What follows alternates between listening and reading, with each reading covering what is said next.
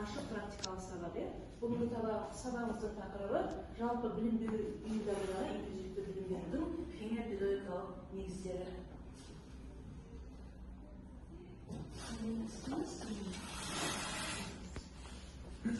Мақсаты біздегі пәнге сәйкес ерекше білім беретін балаларға жалпы химияның кейбір тақырыптарын үйретуді ерекшеліктерін оқыту мақсатында және сіздермен бірге топтық және жеке жұмыс жасайтын боламыз.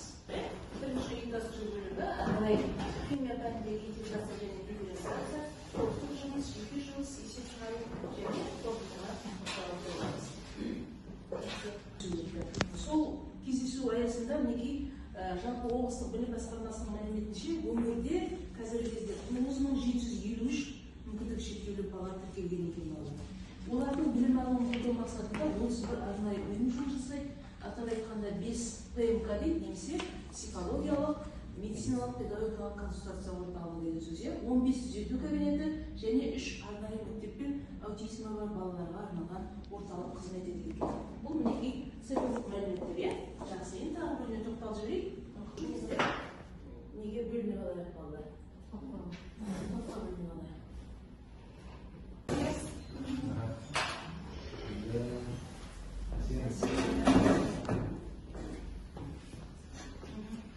Жақсы. Негізі жұмыстар бойынша не де қалады? Химия үшіншідегі топтық жұмыс. Ион алмасу реакциялар және галогендерді біз тақырыпты алдық. Бірақ біздерде қазір ол сабақтардың мазмұнында виртуалды лаборатория көрсетуге байланысты сәл тақырыптарымызда өзгеріс болады. Жақсы.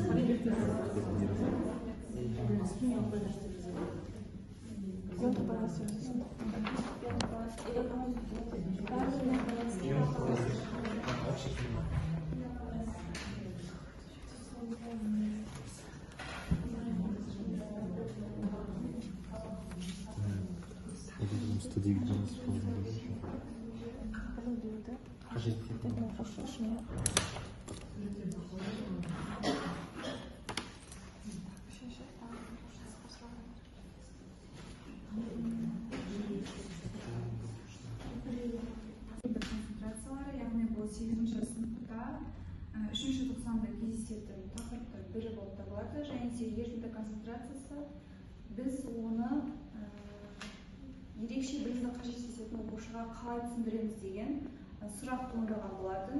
Ең бірінші біз күнделікті сабағымызды қысқаша мерзімді жоспардан бастаймыз.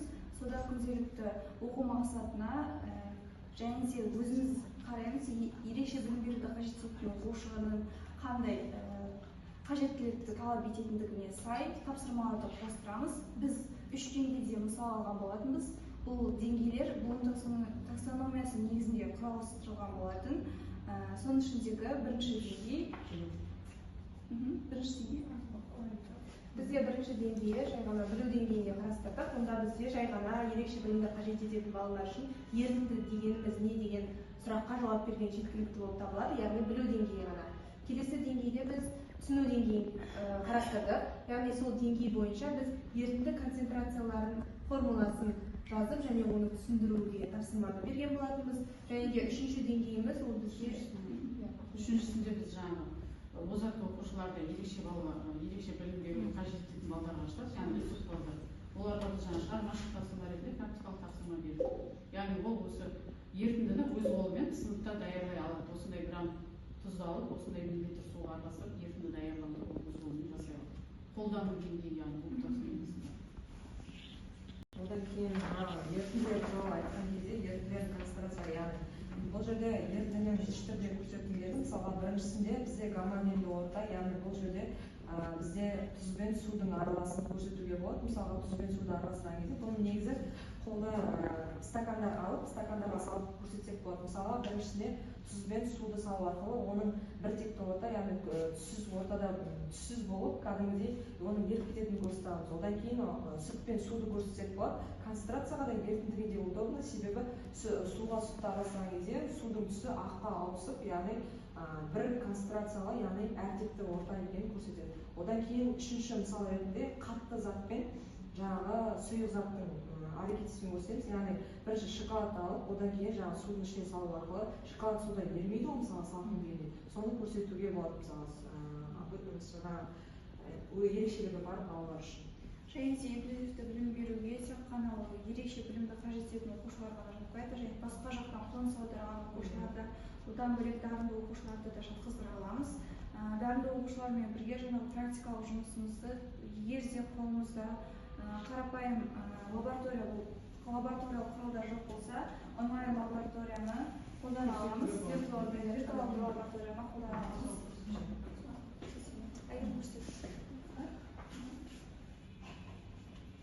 Бізде FET деген бағдарлама арқылы балаларға көрсету болады.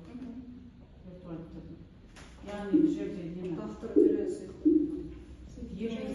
пайдасы. Және де оның концентрациясы сұйылтқан сайын концентрациясы төмендей беретін, ана неден мөлшерден бірден көріп балалар өздеріне елестете алады да визуалды. Сұйылған, яғни қанық ерітіндіні мөлшерде жақсы суырып кету болады. Бізде ерітіндінің 3 түрі бар ғой. Сұйытылған, өте сұйытылған және қанбасан ерітінді, аса сұйытылған. және нәтижесі Соны көрсетуге өте мынау тиімді. Еріген затпен еріткіштік әсер алады. Яғни адаптирген нәтижесін белгілеу үшін не байқадыңыз, түсі қалай өзгерді және сәйкесінше концентрациялары қалай өзгергені деген секілді тапсырмалар беріп, соны оқушылар сәйкесінше толтыратын болады кестені. және де тапсырма құрастыру барысында одан бөлек дескрипторды есте сақтаған жөн. Мысалы, біз дарынды оқушыға білу деңгейіндегі тапсырманы берсек те, ол оқушыға бұл балл 1 балл береді, келесі тапсырма 3 балл береді, одан кейінгі тапсырма 5 балл береді, және де қосымша тапсырма орындасаңыз, тағдыры немесе үй жұмысын орындасаңыз 1 балл береді деп түсіндіруіміз қажет. Ал егер де зиятында қажеттілік талап ететін болса, ол оқушыға оның деңгейіне сай тапсырмаларды қолдануымыз қажет. Бұл тақырыпты қарастырған кезде біз сабақтың басында айтқан химияны дифференциалды оқытуды қарағанды жөн көрдік. Яғни саралап тапсырмаларды айтады. Саралауды көрсетіп отыр. Қазір сұрақтарыңыз бар ма? Тыңдаушы.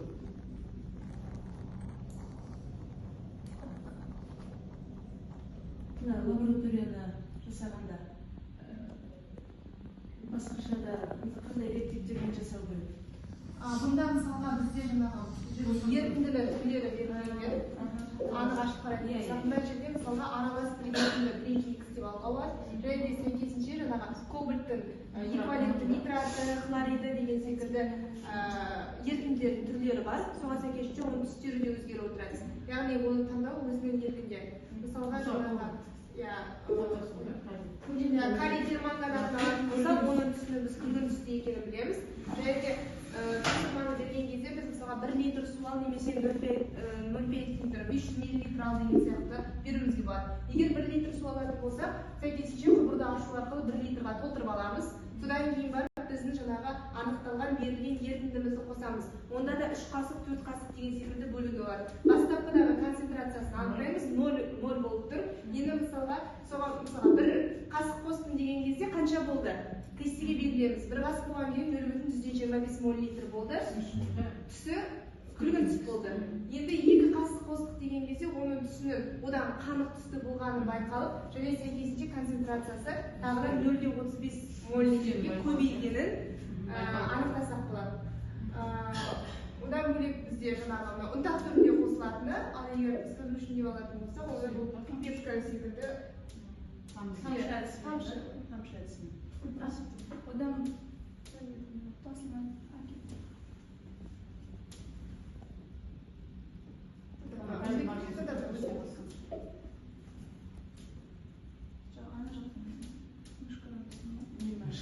мышкадан ба?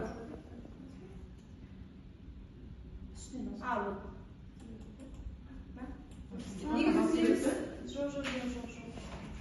Біз мынаны Түкпен біз ғой.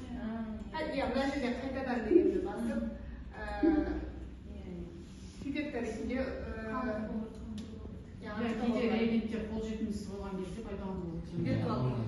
Одан да бөлек тағы да басқа бір виртуалды лабораторияны айтқым келіп тұр. Бұл көбінесе жеке жұмысты demonstrator деп аталады. Бұл жерде органикалық заттар, қосылыстар, жалпы биорганикалық қосылыстар берілген. Бұдан тек қана біз оның концентрациясын ғана емес, мысалы жаңа айтқан әсемнің ерімейтіндігі туралы көзбен де көрсетуімізге болады. Шоколад саламыз, үстіне су құямыз, ал енді температураны болса, ол қалай өзгеретіндігі туралы, ал оның жоғарғысында реакция жазылып тұрады, және де одан бөлек оның концентрациясы қалай өзгергендігі жазылып тұрады. Бізде интернет жасамай тұрап үлкен экраннан көрсетіп. Және де бұны көбінесе жеке жұмыс ретінде берген тиімдірек деп атайын, немесе жұптық. Себебі бұл топтыққа жеңіл болып кетеді. Назарларыңызға рахмет. Жақсы, бірінші сұрақтардан сұрақтармен қалды. Жақсы отыра аламыз. Дейін балалар жатқызуымыз болады, ол бізде бұзылысына байланысты балалар жатқызамыз. Көру бұзылысы бар, есту бұзылысы бар, яғни одан бөлек бізде зиятында бұзылысы бар балаларды жатқызу қарастыруымызға болады. Осы химиялық байланыстың бір мысалы ретінде көру бұзылысы бар балаларға бұл тақырыпты қалай үйретеміз деген сұрақ бар. Мысалы иондық байланыс кезінде натрий электронды беріп жібереді, ол оң плюс заряд алады, ал хлор бізде қабылдалады да теріс, яғни екеуінің арасында химиялық байланыс жүріп жатыр. Оның ішінде иондық байланыс деген сияқты ақпаратты жоғары деңгейде нақты түсінікті мысалдармен көрсетуіміз керек. Келесі ғылыми жоба жасау арқылы және атомдардың молекулалық пішінін болжау, байланыс энергиясын анықтау сияқты күрделі тапсырмалар берді. Тапсырма дайындаған кезде оның дескрипторлары бөлек жүреді. Біз 10 баллдық жүйемен бағаласақ та, оның өзінің бөлек 10 баллдық шкаласы болу керек қасында тапсырмада астына көрсетілген. Жалпы қарапайым оқушылар сол общий 10 баллдық жүйемен бағалаймыз және олар бөлек тағы дайындаймыз. Енді дарынды оқушыларды бұл жерде жаңа айтып кететіндей, бұл қарапайым оқушыларға қарағанда керісінше бұны негізі тоже институт оқушылар жатқызады, яғни ойлау деңгейі жоғары оқушыға. Бұл оқушылардың көбісі олимпиадалық ғылыми жобаға қатысатын оқушы болғандықтан бұларға қосымша жаңағы дарынды балалармен жүргізілетін жұмыс деп арнайы уақыт бөлінеді. Соған орай бұлардың тапсырмаларда күрделі және олимпиадалық есептерді құрастыру жөнінде тапсырмалар береміз, немесе ғылыми жобаға қатысты тапсырмалар құрастырылады. Сабақ барысында виртуалды симулятор бар, жаңалық деп аталады. Бұл жерде бізде химиялық байланыс деген тақырыпты алып отырмыз. Оның ішіндегі ковалентті байланыс пен иондық байланысты көрсету өтсем. Бірінші бізде балалар оған дейін электрон, яғни электрон ұғымымен таныс болып келеді, атомдармен, электрондармен таныс болады. Соның еске түсіру мақсатында біздер 11 натрийді алатын болсақ, натрийдің 11 электроны бар екендігін және оның қалай қозғалатындығын осы виртуалды симулятор арқылы көрсетсек болады. Одан кейін мысалға хлордың 17 электронын көруге болады. Одан кейін егер бізде иондық байланысты қарайтын болсақ, бұл жерде фазалар арқылы берілген. Мысалға алюминийді алатын болсақ, бізде алюминийде 3 фаза сияқты болып келеді, яғни 3 плюс болып келеді. Одан кейін оған 3 минустың сәйкес келетіндігін көзбен көрсету үшін осындай бізде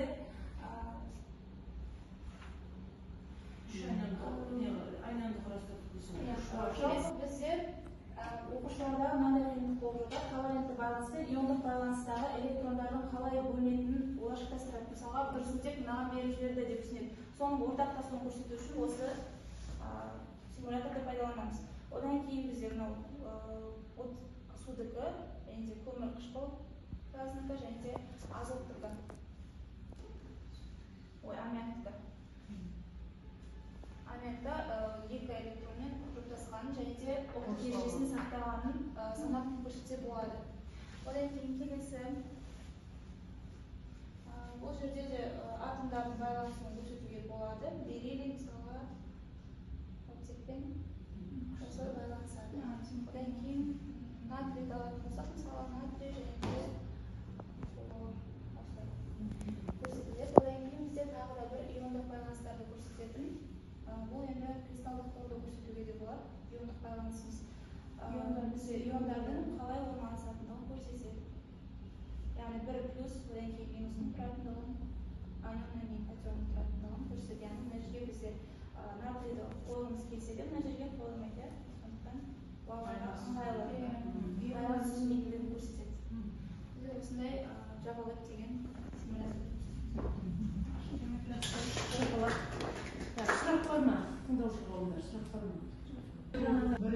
лицей болса ана жерде лицей болып кетеді. лицейден 2 қабат мына жерде кішкене соны ішінде жүрді. жаңағы мынау енді лицейлерде аз ғой деп тұр. Ана жаңағы хлорды шығарғанда балаларға сынаяқ емес па? Сол ғой, соны санаяқ санап аламыз ба деген. немесе мына жерден де көрсетуге болады. Бөлек тұрған кезде бірінші қабатында ішу бар, екіншісінде ішу бар. Қосқаннан Көбіне кейін балалар ортақтасады, соны көрсетуге. электронды қайсында болады? Әдетте мына тақтаға жазғанда қозғалмайды ғой. Ананың бір жақ жері қозғалып жүргенде көрсетуімізге болады, иә? және де соңғы энергетикалық деңгеймен ғана байланыс істей алады. Бұл мінекей қазіргі заманауи әдіс-тәсілдердің жүйелген түрін көрсете аламыз, иә? Қазіргі балаларды да осындай әдіс-тәсілдерді пайдаланып қызықтыра аламыз. Жақсы, сұрақтарыңыз бар ма? Жақсы, шапалақ.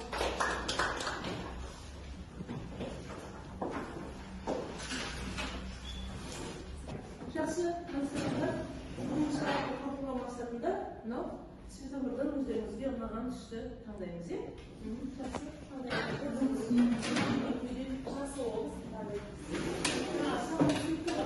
Жақсы, түсініксіз болса, сарыны таңдауларыңызға болады.